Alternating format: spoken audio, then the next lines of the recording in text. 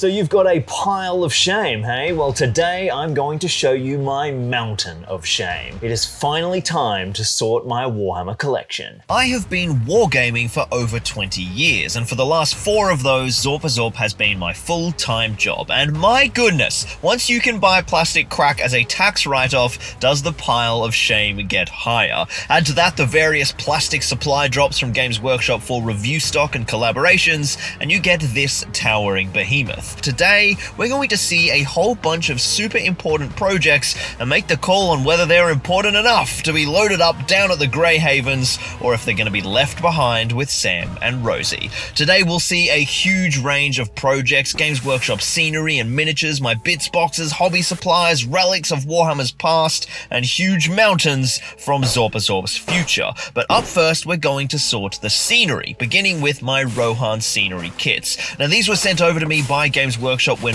War in Rohan came out, and I used a whole bunch of them to knock up my first Rohan village, doing a whole bunch of videos back in the day, but I never used all the palisades as I've been saving these for one of my first builds once we finally arrive in Aotearoa, New Zealand. I just built Edoras on Edoras. Bo and I actually started this project while we were over there filming with Weta Workshop in November, and we hiked out to Mount Sunday and began work on the gatehouse. But these palisades will actually form part of our central court inner wall around Meduseld. If you haven't seen that video, please go and check it out. It's probably one of my greatest videos ever, and it did really poorly on the views, sadly. That is linked up above. So both the plastic kits and the built Rohan houses are essential to go in the post nice and early, so I grabbed my clippers, ripped apart a bunch of the old house sprues that were stacked full of bits, and without the sprues, it actually packed down pretty small. But before we begin packing, it's onto a bunch of these Kill Team boxes, which are stacked full of more Games Workshop plastic scenery.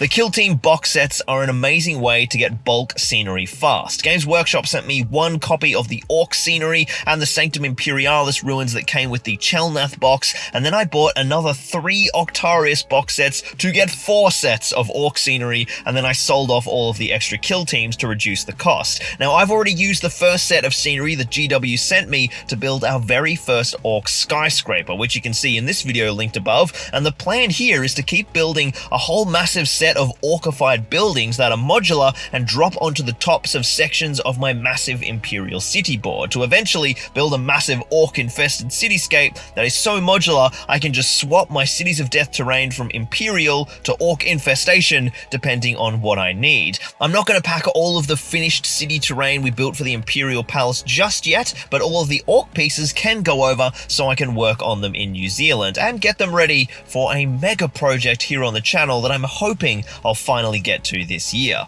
I also found a couple of my old scenery bits boxes, which are stacked full of old Cities of Death pieces, as well as an old Chaos Shattered Wraithbone altar that I made in 2008 as part of the 40k Online Terrain Forum Scenery Building Challenge. Talk about a relic of the past. Morty the Terrain Guru lives on here at Zorpazorp. Shout out to Irisato, Grandmaster Lomandalis, and the remaining vets over at 40k Online for keeping that gem of the early internet alive to this day. All of the plastic sprues just got slammed into a box together, but all the Orc pieces and the Rohan scenery got wrapped in bubble wrap and Tetrised into a box as carefully as possible. Look, if the stuff breaks, I'll just repair it, but we'll give it the best chance of survival possible. Well, I've had enough of expensive Games Workshop plastic crack for a bit. It's time for even more expensive Forge World resin. Here we've got my Weathertop, which we painted up live on stream over on our second channel, Zorpazorp Streams, which will be coming off hiatus next month once the new studio in New Zealand is set up. And then we've got the stunning Forge World resin arm on hand that Rob from the Middle-earth team sent over to me when Quest of the Ringbearer was launched. Big shout out to Rob and Jay, love you guys. I've kept this one untouched as a massive arm on hand board is another key project for me once we move, so she needs to be packed up and posted, but for now, Weathertop is going to remain behind. From the newest Games Workshop Middle-earth scenery to the oldest, this relic is a mint condition, new in box Helm's Deep from 2002. which I've been saving for a really long time to incorporate into my long-delayed, long-awaited Helm's Deep build. Now, I would really love to knock over Helm's Deep in 2023, and I'll probably use this piece, but it won't be up super early in the year, so she's going to stay behind for now. Up next is one of the biggest boxes of shame in the pile. This massive box is full of little boxes, and inside each of these mini boxes is a whole army or faction from Middle-earth. We're not looking through every box, we'll be here all day, but there are easily thousands of Middle-earth models in here, some painted, some brand new on sprue. These are just the factions I've decided to keep. I already did a massive cull last year, reducing this to about half its original size. The bulk of this stuff will stay behind, but there are a few key boxes that I'm hunting for here which need to come with us. The first two are the 2 boxes of Patreon minis. Over on our live stream channel, ZorbAzorb Streams, we run the Battle Games in Middle-earth live stream, where each week we paint up gorgeous old Middle-earth minis and have battles with them, and then assign them to our Patreons, who get to control them in the live chat and then eventually keep them forever. So we have to get these guys to the new studio, as well as this box of gorgeous old metals, which will become new Patreon minis very soon. A huge shout out to my Patrons. You guys are amazing, and I could not do any of this without your support. You guys are just the bomb. And then the second box of shame is all of my remaining BNIB projects. I have been buying up in anticipation for some very specific things coming up. First, we have nearly 30 metal Warg Riders. Now, these were originally for my all-mounted, all-metal Angmar army, but I've since decided to put them to use for an amazing Warg attack campaign we'll be filming on location in Deer Park Heights in Queenstown. I tracked down the Aragorn, Gamling, and Theoden from that set too, and I can't wait to head down to Queenstown to film that this year, so those are definitely getting packed now. If you want to see more of that incredible movie location, you can see this video linked up above, where I went exploring to find all of the awesome filming spots. I think this might be the most beautiful place in the world. All the remaining BNIB stuff are super rare out of production boxes that I've been saving for other specific projects. First, we've got Ambush at Arm on Hen and Metal Uruk-hai Scouts, which are going to go with, you guessed it, the Arm on Hen board, and then the Casualty Pack, the Death of Gothmog, and the Final Fate of the Witch King diorama sets for some sexy filming on location action later this year. Also, here's a quick flex of my Middle-earth dice collection. Now, I'm not going to be able to show you everything Middle-earth related because we're going to be here all day, but there is one last really big pile of shamey project which I have to own up to, and that is this green box here, which inside we will find something like 15 of the Fell Beasts, the Ring Wraiths. I have got 9 or 10 of the plastic ones, and then a bunch of the original old edition metal Fell Beasts, both the Witch King and the generic Fell Beast, because I was planning to chop these up and heavily convert them into 9 unique flying Ring Wraiths on Fell Beast for our Siege of Gondor campaign. I am going to get these done, but not just yet. So they're going to stay here in Australia with the rest of Minas Tirith.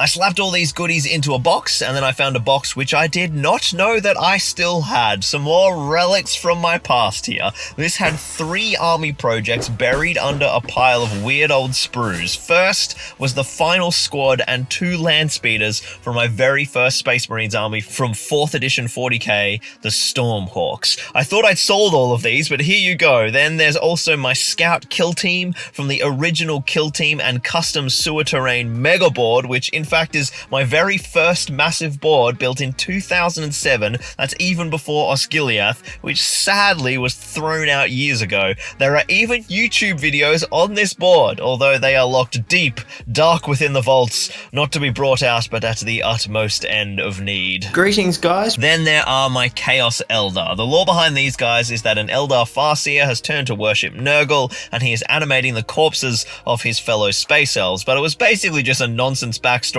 to let me convert zombies riding jet bikes. Then there's one of my favorite GW products of all time, 3rd edition Space Hulk. I love this thing, I'm definitely not getting rid of it, and I would love to find a way to get this on the channel, so hopefully that will happen, but it's staying here for now. Now, while I'm packing up all of these goodies, it occurred to me I also need to ship over a bunch of crafting critical components so that we can hit the ground running when we move over to New Zealand in about 18 hours at this point. Yeah, I'm cutting it pretty fine here packing down this storage unit. First, I grabbed all of my scenery supplies and took them out of their little tubs and tipped them into Ziploc bags and then stacked the tubs inside each other. This saved so much space, like so much. Then it was time for essential tools and model paints. I grabbed my old workhorse paint chest, which is going to be left behind, sad times, and I sorted through all of my model paints, taped them all up so that each one doesn't burst open in transit as the pressure changes, and then I got all my essential brushes and tools as well as my airbrushes and accessories, and I got that stuff all packed up, and then there is one final mountain of plastic that we desperately need to talk about. It's too much. Last November, Games Workshop sent me a literal mountain of plastic crack. Orcs. Morannon orcs. So many trolls. I counted through it all, and my goodness, there was a lot of sprues to sort through. 98. 100. What is going on? 100 sprues of ruin, 26 Mordor trolls, 300 warriors of Minas Tirith, 288 rangers, and just a casual 600 orcs. Now, as I'm sure many of you know, the 100 sprues of scenery have been put to good use, with our Osgiliath megaboard coming together very nicely. We've also painted some of the models, with my mate Jacques from Conflict Colors, Ryan from Battlecraft Hobbies, and Sam Lucas putting in some baller work to get models, including the gorgeous new heroes, ready for our Battle Report campaign. The first episode of which dropped last month. You can see that up above, but there is still a huge amount of plastic troops left over, so I think I've made a plan. With the Siege of Gondor board almost finished, we will soon be holding our Mega Siege, where 50 players will be battling it out over these boards in a big festival-style event, probably in the return of my own tournament, Arda Unleashed, long on hiatus, as my kind of big farewell to the Australian gaming scene. This probably won't run till later in the year or probably early 2024, but I've written up a huge narrative campaign system to run across the tournament to score points for either Team Good or Team Evil to see who will win the Siege of Gondor. And one of the ways that players can score points is by attending a hobby day the day before the big battle and painting up squads of models from this pile of plastic crack and then using them in the siege. And then the players can keep their squad as a memento of the event. So there we have my mountain of shame, or at least the most critical parts to sort through at the moment to get Zorpazorp up and running in Middle-earth. Who reckons I can get all of that we just talked about knocked over this year? Or is my pile of shame going to get even bigger?